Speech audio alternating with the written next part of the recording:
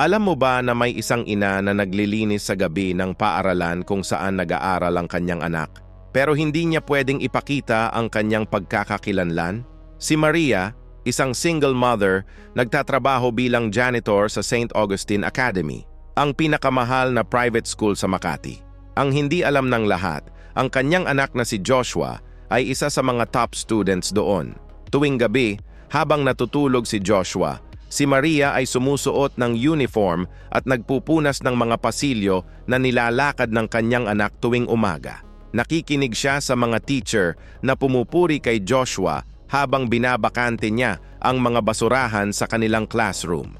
Isang gabi, nakita niya si Joshua na naiwan sa library, umiiyak dahil kailangan niya ng bayad para sa field trip. Hindi niya alam na ang kanyang ina ay nakatago sa likod ng bookshelf, hawak ang mop, nakatingin sa kanya. Si Maria ay kumuha ng 2 trabaho para mabayaran ang field trip.